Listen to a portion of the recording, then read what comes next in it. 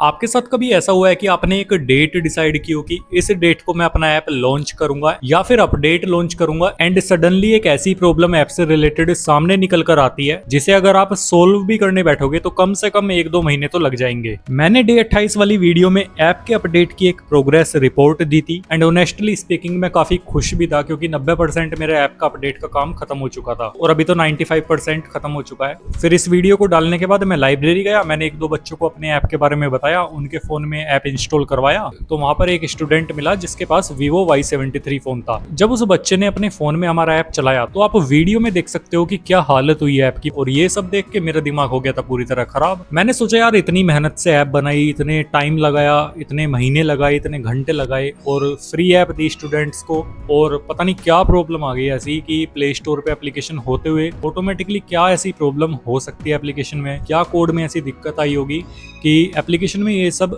हो रहा है। काफी देर तक तो मैं उसी स्टूडेंट के साइड में बैठ के ये सब सोचता रहा। फिर मैंने सोचा कि एक बार अपने फोन में भी टेस्ट कर लेता हूँ, क्या पता इसकी फोन में ही दिक्कत हो। तो फिर मैंने अपना फोन निकाला और मैंने अपने फोन में भी एप्लीकेशन वगैरह वो टेस्ट करी अपने वाली मैथ्स योद्धा। मेरे फोन में बिल्कुल स्मूथ चल रही थी एप्लीकेशन, बिल्कुल फर्स्ट क्लास चल रही थी जैसे पहले चल रही थी, उसमें कोई प्रॉब्लम नहीं आ रही थी। देन मैंने उस भाई का फोन लेकर उसका प्रोसेसर वगैरह देखा फोन का। अब उस फोन में चल रहा था एकदम सस्ते क्वालिटी का मीडियाटेक का प्रोसेसर। फिर एआई से बहुत सारी रिसर्च करने के बाद और बहुत जगह पर मैंने सर्च करा, यूट्यूब देखा, गूगल देखा, तो मेरे सामने कुछ ऐसी चीजें निकल कर आई जिनके बारे में पहले मुझे भी कोई खास नॉलेज नहीं थी। आप सबको तो पता ही होगा जो भी यूज कर रहे हैं मैथ्स योद्धा ऐप। मैथ्स योद्धा ऐप जो है उसमें मैंने काफी सारी एनिमेशंस, काफी सारे इफेक्ट्स, स्मूथनेस एंड यूआई में काफी सारी चीजें ऐसी रखी हैं जिससे कि यूजर का एक्सपीरियंस बढ़िया हो। या फिर अगर कोई नया यूजर हमारी एप्लीकेशन को आकर डाउनलोड करता है, इंस्टॉल करता है, यूज करता है तो उसको लगना चाहिए कि हाँ वो एक लेटेस्ट एप्लीकेशन यूज कर रहा है, आज की डेट की ट्रेंडिंग टेक्नोलॉजी की एप्लीकेशन को यूज कर रहा है, और उसको ये भी फील आना चाहिए कि वो 2026 की ही एप्लीकेशन यूज कर रहा है। अब एआई से जब मैंने रिसर्च की इसके बारे में तो मुझे पता चला कि फ्लटर में 2 रेंडरिंग इंजन होते हैं और मेरी जो ऐप है वो फ्लटर में ही बनी हुई है। अब जो रेंडरिंग इंजन होते हैं उसका काम होता है हमारी एप्लीकेशन को फोन के ऊपर रेंडर करना, यानी कि चलाना। तो ऐप का जो यूआई होता है, जो इफेक्ट्स होते हैं, जो स्मूथनेस होती है, वो सब कुछ जो हैंडल करता है वो एक रेंडर इंजन ही हैंडल करता है। तो फ्लटर में 2 रेंडरिंग इंजन होते हैं, एक होता है स्किया और एक होता है इम्पेलर।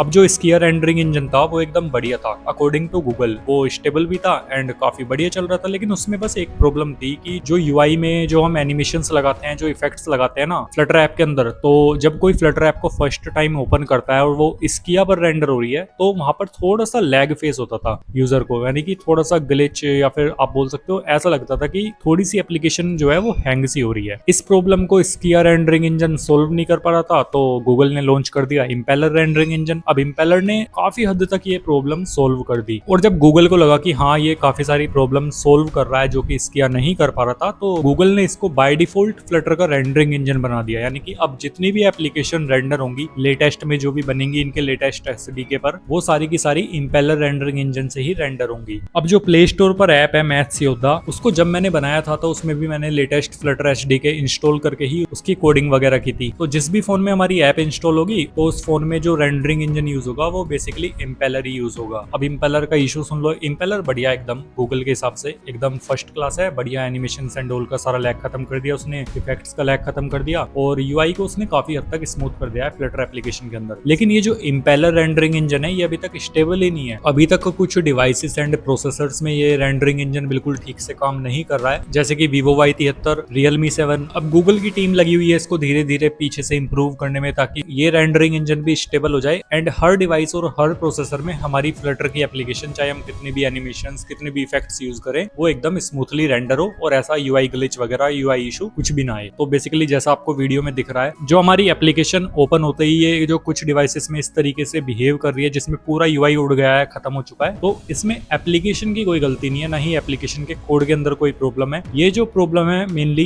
ये रेंडरिंग इंजन की है, जो इम्पेलर है, जो कि लेटेस्ट एसडीके में इन्होंने बाय डिफॉल्ट दे रखा है। और मैंने इसको ऑफ करने का भी ट्राई करा लेकिन नहीं हो पा रहा मेरे से ऑफ, क्योंकि अगर मैं इसको ऑफ करना चाहता हूं तो मुझे पुराने फ्लटर एचडी के वर्जन पर इसको स्विच करना पड़ेगा एप्लीकेशन को, एंड फिर काफी सारे सिंटैक्स एरर और पता नहीं कितनी चीजों का मुझे सामना करना पड़ेगा। तो बेसिकली ये जो प्रॉब्लम आ रही है ना, ये उन्हीं फोन्स में आएगी जिसमें लो क्वालिटी का, चीप क्वालिटी का मीडियाटेक प्रोसेसर यूज हो रहा है। तो ये कुछ फोन्स की लिस्ट है जो मैंने गूगल जेमिनी से रिसर्च करके निकाली है, उनके मॉडल्स हैं। इन सभी फोन्स में जो जो प्रोसेसर लो क्वालिटी के यूज हो रहे हैं उन्हीं फोन्स के अंदर हमारी ऐप को रेंडर होने में प्रॉब्लम आएगी और उसके अंदर ही जैसा वीडियो में दिख रहा है आपको बिल्कुल ऐसी ही प्रॉब्लम आएगी और एप्लीकेशन बिल्कुल चलेगी ही नहीं, मतलब यूआई खत्म ही हो जाएगा पूरा। तो इस वजह से आप एक बार चेकआउट कर लेना, मैं डिस्क्रिप्शन बॉक्स में भी ये सारा फोन का डेटा जो भी मॉडल्स वगैरह है उनमें दे दूंगा। तो इन सब फोन्स में हमारी एप्लीकेशन अभी नहीं चलेगी। अब इसका सोल्यूशन क्या है? अब इसके सोल्यूशन जो है ना है ऐसे फेज पे जब मेरे ऐप का 95% अपडेट का काम खत्म हो चुका है और एप्लीकेशन टेस्टिंग फेज में भी जाने वाली है एंड 10-15 दिन की टेस्टिंग के बाद 15 जून को आपको एप्लीकेशन का अपडेट मिलने वाला है। अब ऐसे टाइम पर ये प्रॉब्लम मेरे सामने आई है, तो मान लो मैं इसको पीछे लेके जाके